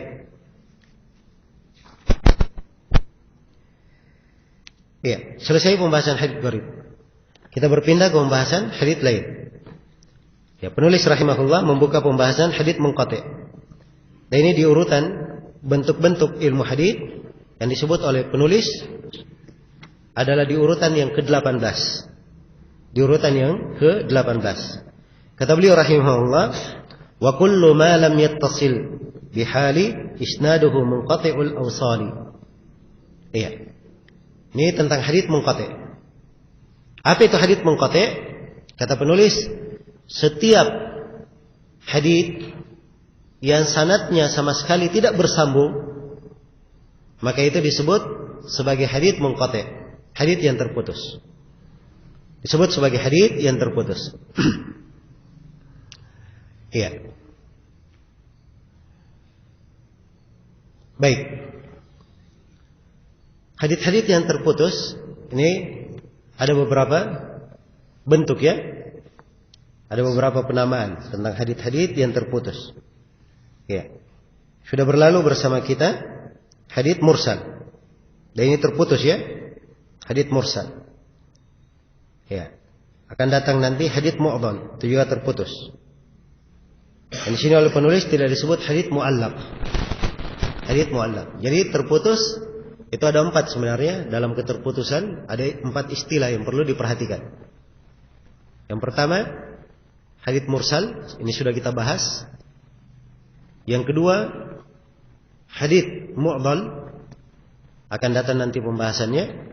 Yang ketiga hadits mu'allaq. Ya, hadits mu'dhal itu dia gugur dalam sanadnya 2 orang rawi secara bersambung. Akan datangnya kita bahas. 2 gugur dalam sanadnya 2 orang rawi secara bersambung sekaligus. Itu mu'dhal. Kalau mu'allaq, ini yang ketiga. Mu'allaq adalah dia gugur dari sanadnya 1 orang atau lebih, tapi di awal sanad gugurnya. Di awal sanad. Itu namanya mu'allaq. Iya. Seperti Al-Bukhari rahimahullah, beliau banyak hadits-hadits mu'allaq di dalam sahihnya. Iya. Banyak hadits-hadits mu'allaq. Coba saya perlihatkan ya sebagian hadits mu'allaq. Coba jalan. Terus.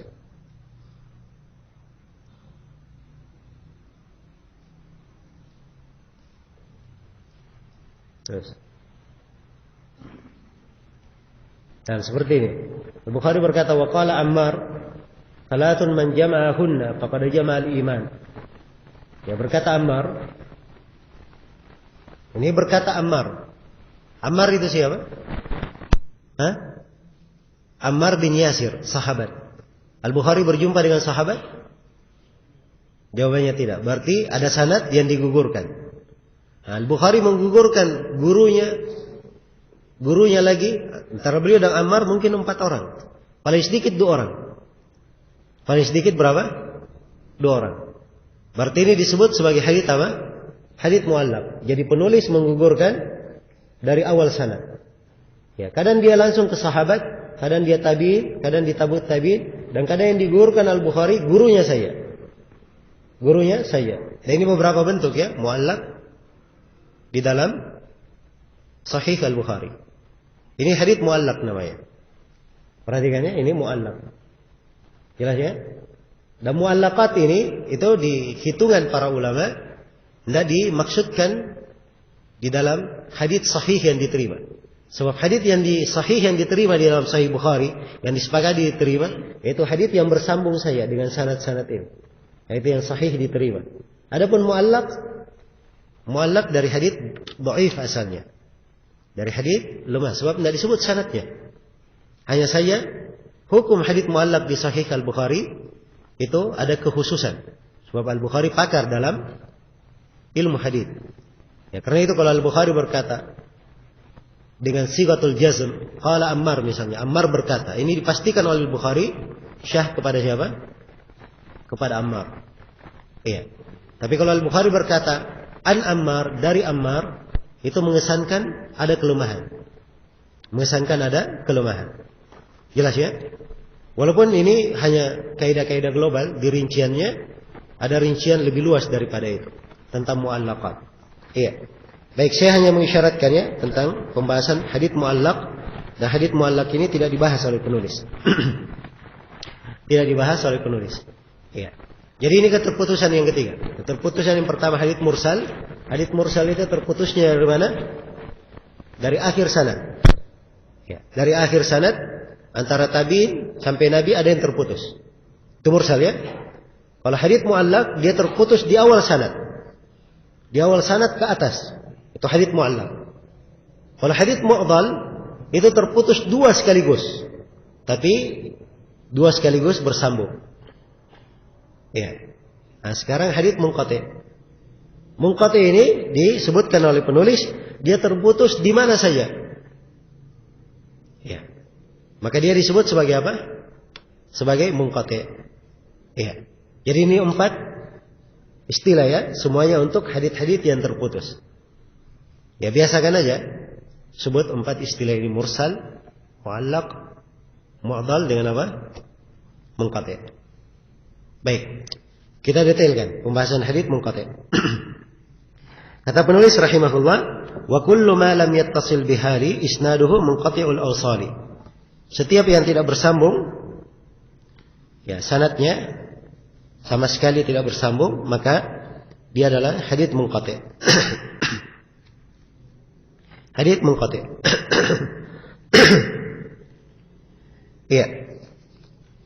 Sini penulis rahimahullah dari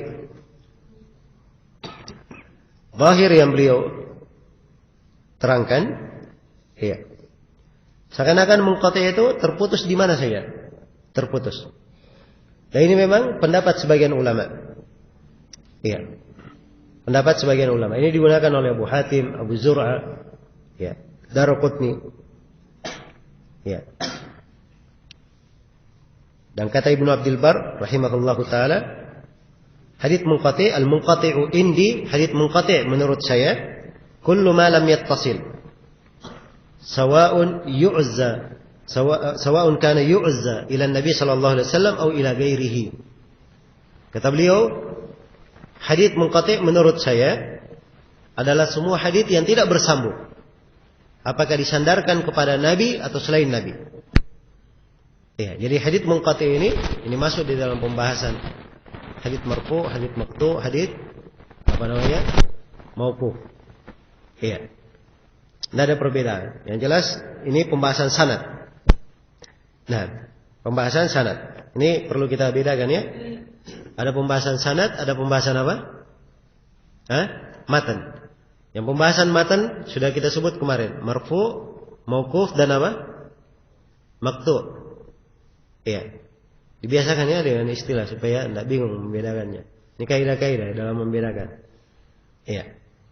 Jadi ada pembahasan matan, ada pembahasan apa? Sanad. Pembahasan matan, marfu, mauquf dan apa? Maqtu. Pembahasan sanad, muallaq, mursal, mu'dhal dan apa? Munqati'. Ini pembahasan apa? Pembahasan sanad.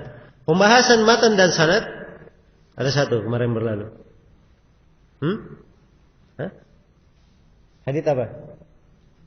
Hadits musnad. Musnad pembahasan matan dan pembahasan apa?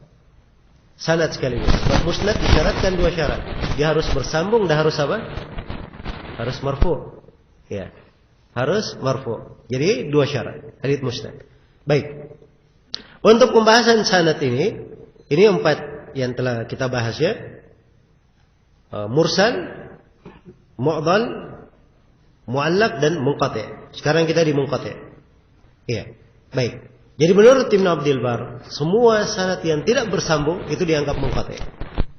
Disandarkan kepada Nabi atau selain Nabi. Ya, sebab kaitannya memang dengan masalah sanad. Tidak ada urusannya mau marfu, mau mauquf, atau maqtu. Yang jelas sanadnya terputus, munqati' namanya. Jelas ya? Munqati' namanya. Baik, ini pendapat ya dipegang oleh banyak ulama. Baik, ada pendapat lain dan ini yang berjalan di kalangan ulama belakangan, sebab mereka ingin membedakan istilah. Ya. Jadi sekarang kita perhatikan ya, kalau mursal jatuhnya di akhir sanad, kalau muallaq jatuhnya di awal sanad, mu'dhal jatuhnya terserah mau di mana saja. Yang jelas dia harus bersambung, 2 berturut-turut hilang, 2 berturut-turut atau lebih hilang, harus bersambung ya, 2 hilang sekaligus mu'dhal. Nah kalau munqati' bagaimana? Ya, inilah yang ingin dibedakan oleh sebagian ulama belakangan. Mereka ingin bedakan munqati' dengan 3 sebelumnya. Jadi munqati' terputus. Ya, tapi mereka syaratkan terputusnya tidak di akhir. So kalau di akhir namanya apa? Mursal. Dan disyaratkan tidak terputus di awal. Sebab kalau di awal apa? Namanya mu'allaq. Dan disyaratkan kalau terputus lebih dari 2, terputusnya tidak bersambung. Sebab kalau terputusnya lebih dari 2 dan bersambung itu namanya apa? Namanya mu'dhal.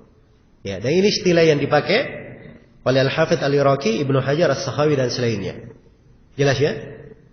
Baik. Ya, dan di hal yang seperti ini sekali lagi saya ingatkan, tidak usah dibahas. Yang rajihnya apa? Tahu saja istilahnya apa? Jadi kalau Ibnu Hajar memakai kalimat munqati' kita tahu, oh yang dia maksud ini. Tapi kalau para imam dahulu ya memakai kata munqati', kita juga tahu maksudnya apa. Terputusnya dari sisi apa? Jelas ya? Baik, maka ini kalau kita kenal istilah-istilah para ulama, insyaallah taala akan memudahkan kita membaca ya buku-buku mereka. Baik. Sini ada satu pembahasan penting yang saya perlu terangkan berkaitan dengan munqati', keterputusan. Ya.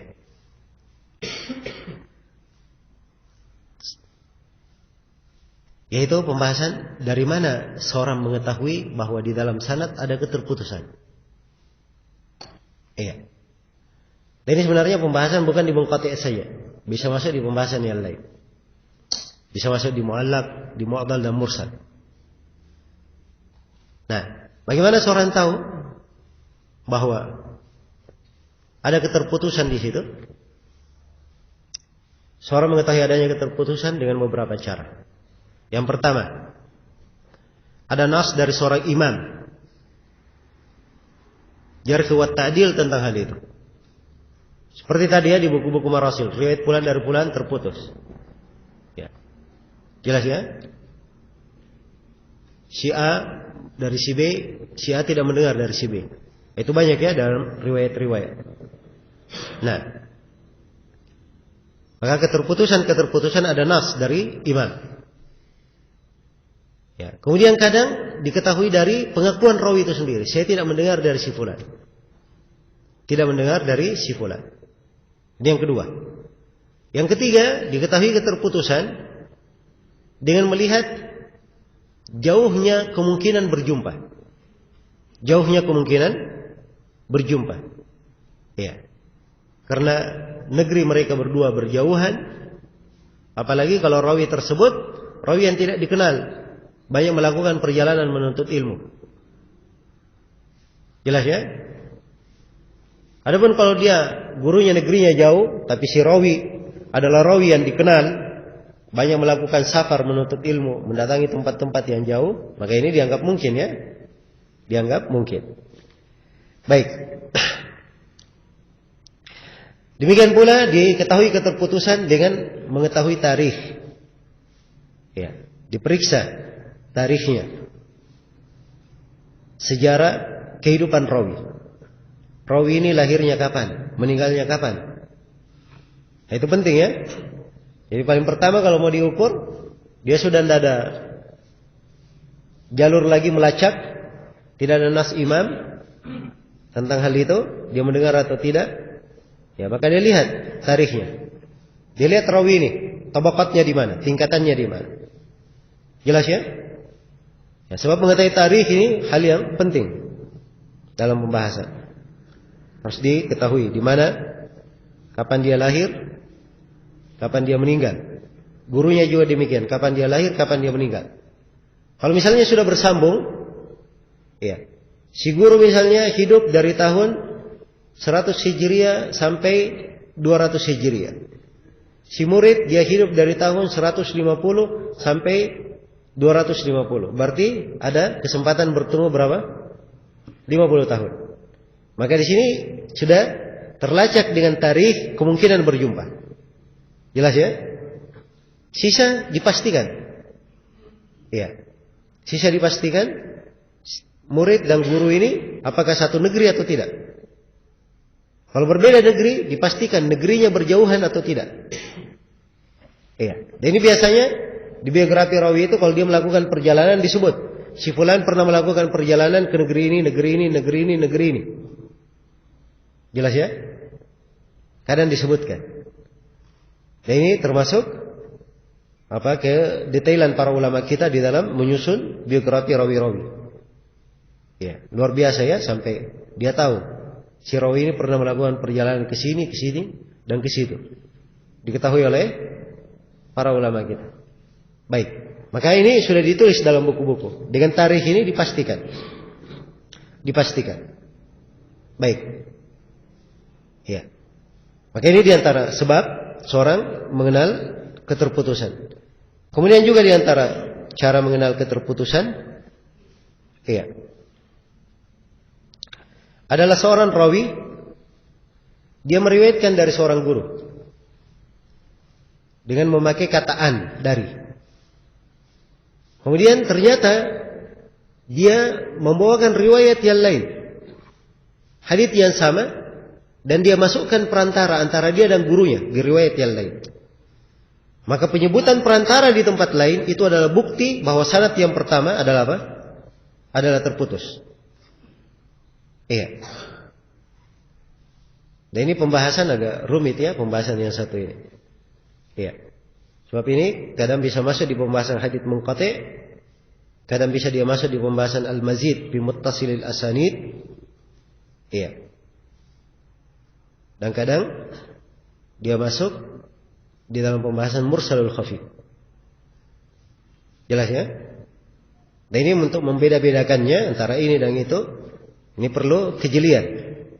Perlu kejelian. Di sini tidak ada pembahasan al-mazid bi muttasilil asanid, tidak ada. Ya, dan itu bagian dari pembahasan ilalul hadits ya. Illa hadits. Ya, coba bayangkan sebuah sanad, ya, berlalu begitu sanad. Misalnya Zaid bin Aslam dari Atha bin Yasar. Jelas ya? Kelihatan bersambung, Zaid bin Aslam murid Atha bin Yasar.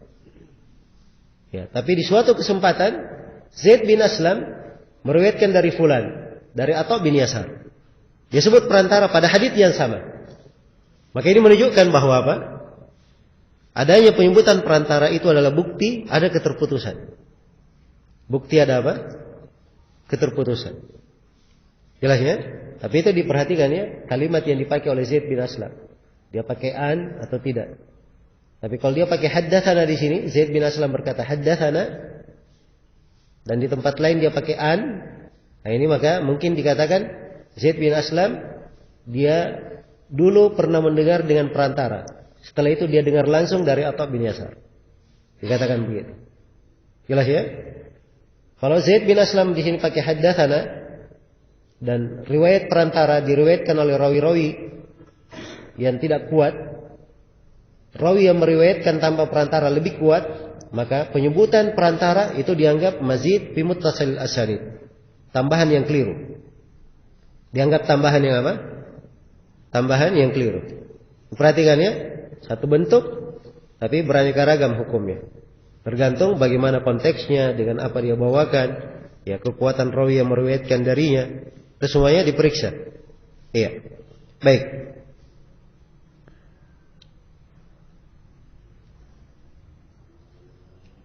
Iya. Demikian pula diketahui seorang rawi itu tidak mendengar dari guru atau terputus sanad apabila si murid itu diketahui dia mendengar dari guru di usia masih muda, masih kanak-kanak, masih kecil. Iya. Apabila diketahui seperti itu, maka itu diantara dalil-dalil ya menunjukkan adanya keterputusan. Baik. Jadi ini beberapa sebab yang dengannya seorang bisa mengetahui ada keterputusan di dalam sanad. Iya. Hadits munqati adalah hadits yang lemah ya, sebagaimana yang telah kita terangkan. Ya, dan keterputusan itu tergantung jenisnya. Karena itu hadits munqati ya dilihat berapa jumlah keterputusannya. Kalau terputus satu, ya ini umumnya bisa dijadikan sebagai pendukung. Demikian pula kalau terputus dua. Tapi kalau terputus lebih dari itu, nah ini lebih banyak keterputusan itu lebih menunjukkan apa? Kelemahan dalam sanad. Lebih menunjukkan kelemahan di dalam sanad. Iya. Baik. Selesai sudah tentang hadits munqati'.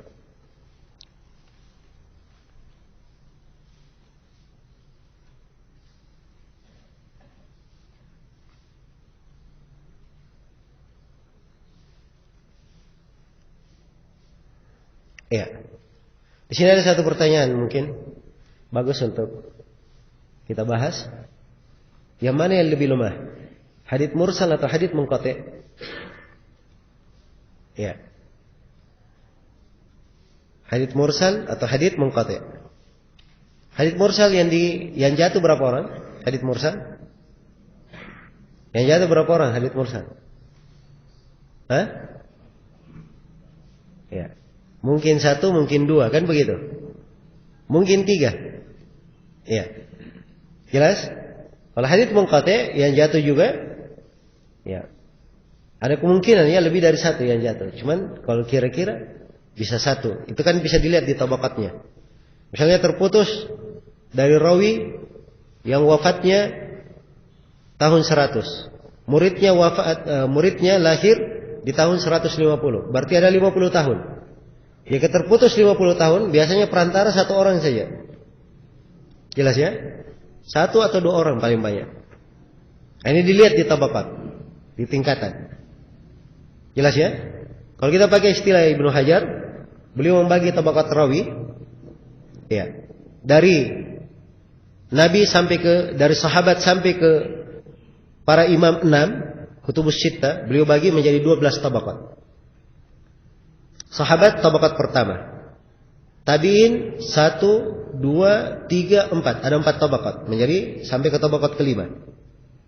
Tabi'ut tabi'in itu di tabaqat ke-6 dan saya lupa sampai tabaqat ke berapa. Ya.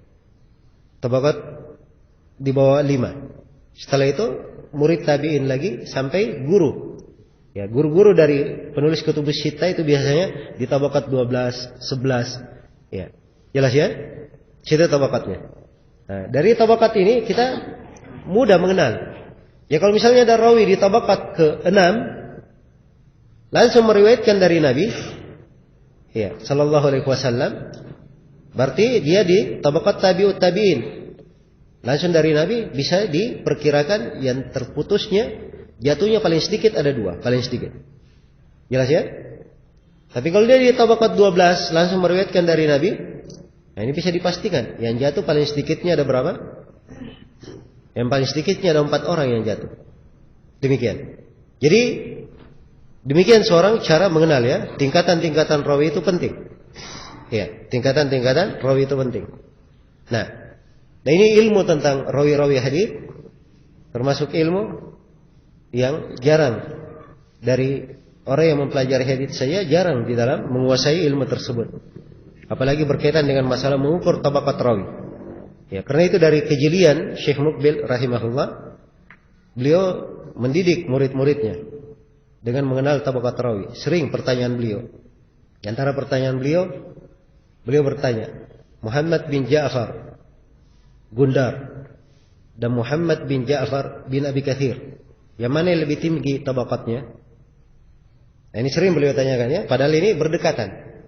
Kalau dilihat riwayatnya berdekatan, tapi Muhammad bin Ja'far bin Abi Katsir lebih tinggi sedikit tabaqatnya. Sedikitnya ini, nah ini harus ada kejelian ya di dalam mengukurnya. Harus ada kejelian. Iya. Baik, maka membiasakan diri dengan melatih tabaqat-tabaqat seperti ini adalah hal yang apa? Hal yang indah. Nah, sekarang misalnya Ibnu Majah berkata, haddatsana Umar bin Khattab. Menceritakan kepada kami Umar bin Khattab. Umar bin Khattab ini siapa? Hah? Sahabat atau bukan? Hah? Mana antum ragu menjawabnya?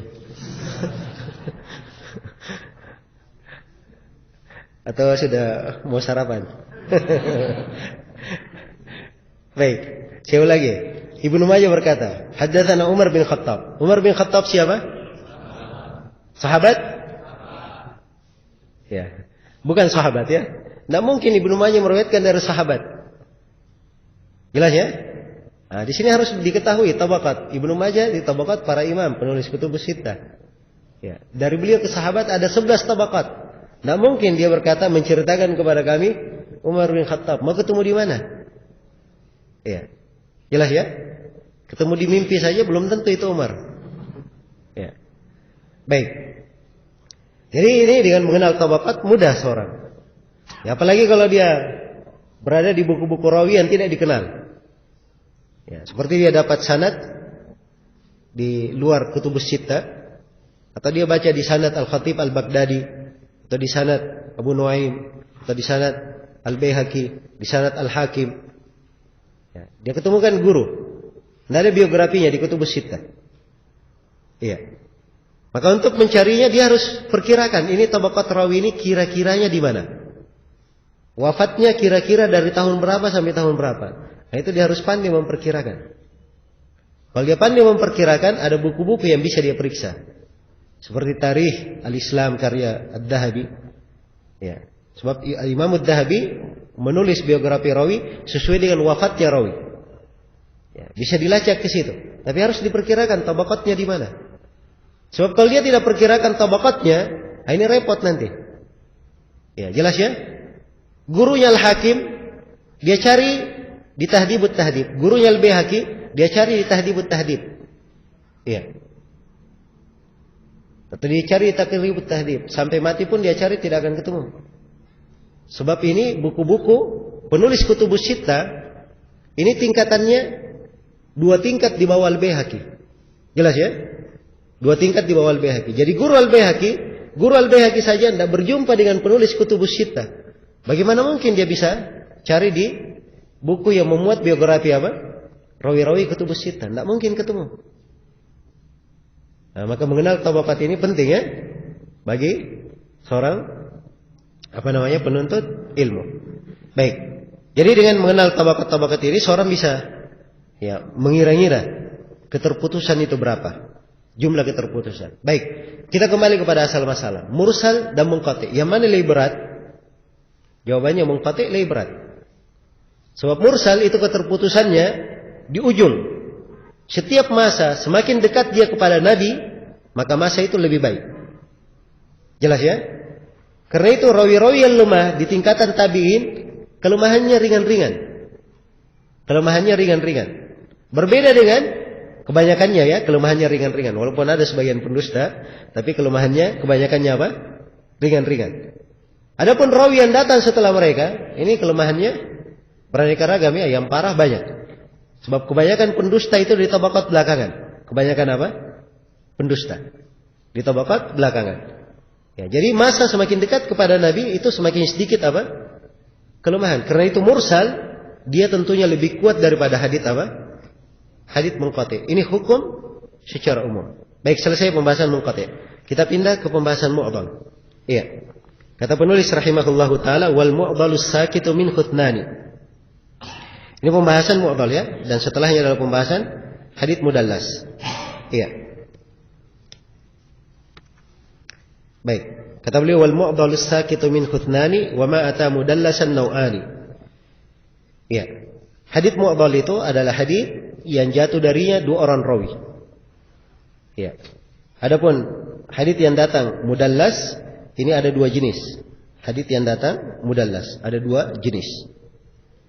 Dan akan diterangkan oleh penulis hadits mudallas. Baik, kita di pembahasan mu'dhal sekarang. Dan ini di urutan bentuk-bentuk ilmu hadits yang disebut oleh penulis di urutan yang keberapa? Urutan yang ke-19. Hadits mu'dhal.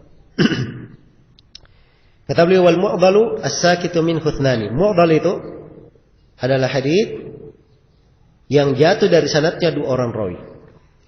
Iya. Jatuh dari sanadnya dua orang rawi. Iya. Dan kebanyakan ulama untuk pembahasan mu'dhal, mereka sebutkan bahwa jatuh dari sanadnya dua orang rawi. Ya. Dua orang rawi atau lebih, tapi mereka mensyaratkan at-tawali. Ya, disyaratkan bahwa jatuhnya itu adalah secara bersambung. Iya. Jatuhnya secara bersambung. Ini disyaratkan oleh kebanyakan ulama belakangan. Jatuhnya bersambung seperti Al-Iraqi, Ibnu Hajar As-Sakhawi, As-Suyuti dan selainnya. Iya.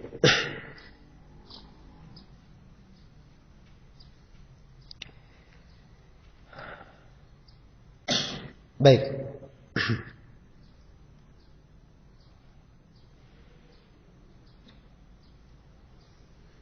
Iya.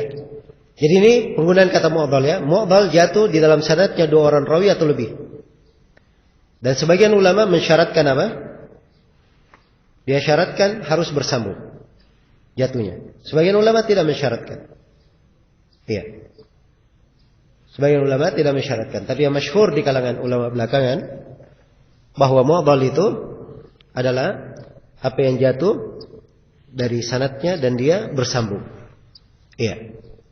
Baik. Karena itu hadits mu'allaq dia kadang mu'dhal. Kalau jatuh si penulis menjatuhkan gurunya dua atau lebih. Jadi dia menjadi mu'dhal juga, bisa berjumpa. Nah, keterputusan kalau di dua tempat ini munqati' namanya. Dua tempat berpisah. Tidak disebut mu'dhal ya, di istilah yang mensyaratkan apa? Harus ada tawali. Ya, harus bersambung. Tapi penulis di sini beliau tidak mensyaratkan bersambung. Beliau hanya mengatakan wal mu'dhalu as-sakitu min khutnani. Mu'dhal adalah hadits yang gugur darinya dua orang rawi. Yang tidak disebut di mana letak gugurnya oleh penulis. Yang jelas ini istilahat. Ya. Hendaknya dipahami. Jadi munqati di dua tempat itu oleh penulis masuk juga di hitungan mu'dhal. Ya. Dan terputus dua sekaligus itu juga dihitung sebagai mu'dhal. Dihitung sebagai mu'dhal. Baik. Ya, kemudian perlu saya ingatkan di sini juga bahwa penggunaan mu'dhal ada penggunaan lain. Kadang mu'dhal itu digunakan dengan maknanya secara bahasa. Sebab mu'dhal dalam makna secara bahasa itu adalah al-amr al-mustaghlaq. Dia adalah perkara yang sangat rumit untuk diselesaikan. Ya, sangat rumit untuk diselesaikan. Jadi kalau ada masalah sangat rumit diselesaikan, dikatakan hada amrun mu'dhal. Ini perkara mu'dhal. Ya.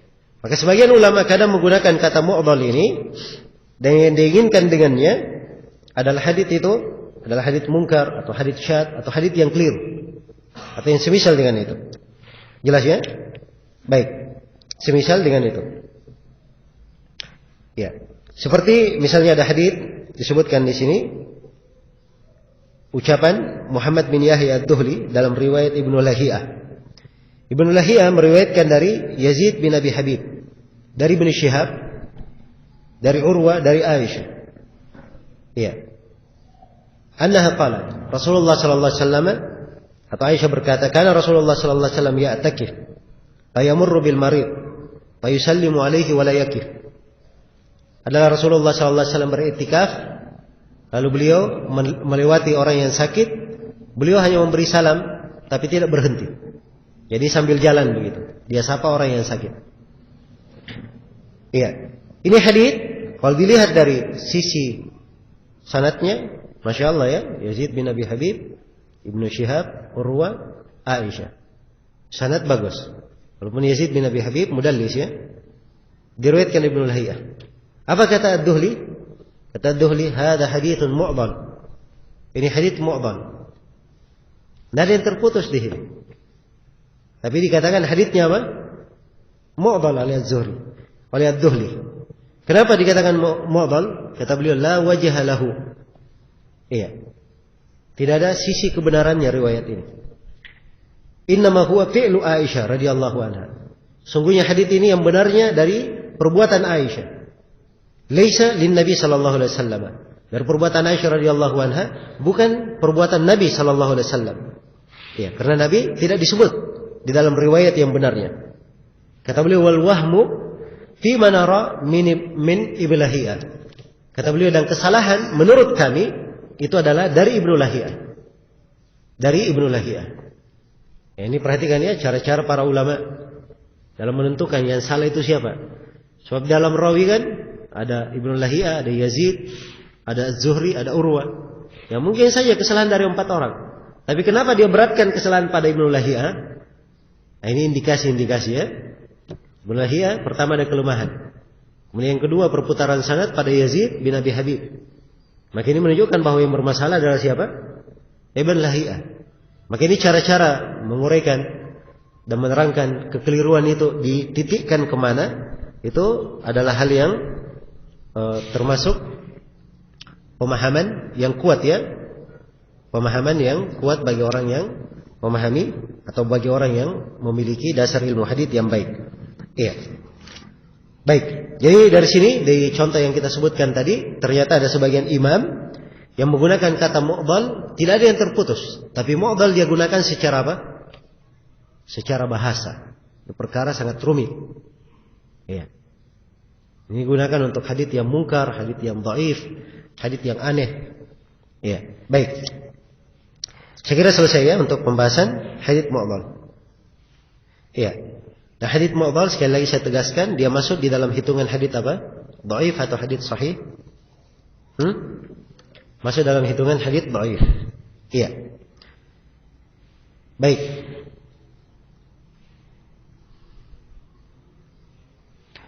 Nah, hadits mu'dhal kalau dilihat yang mana lebih buruk keadaannya, hadits mu'dhal atau hadits munqati'? Jawabannya lebih buruk adalah hadits mu'dhal, sebab mu'dhal terputus 2 atau lebih, sedangkan munqati' ya bisa terputus 1. Iya.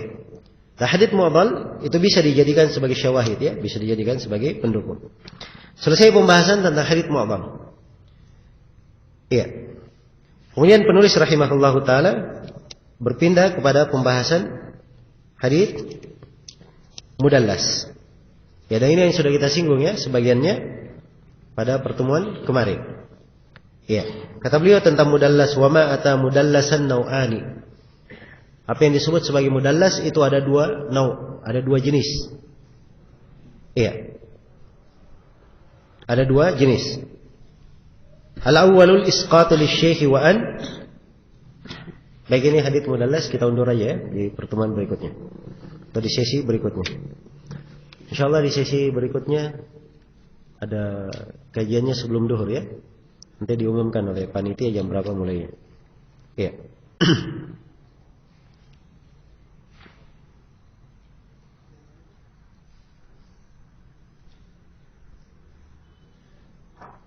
Saya nggak tahu jam berapa mulai, jam 10 atau setengah 10. Nanti kita lihat. Ya, tergantung panitianya jam berapa nanti. Mungkin diumumkan sebentar. Baik, untuk sementara saya cukupkan dulu sampai sini. Subhanakallahumma wa bihamdik, asyhadu an la ilaha illa anta, astaghfiruka wa atubu ilaik. Walhamdulillahirabbil alamin.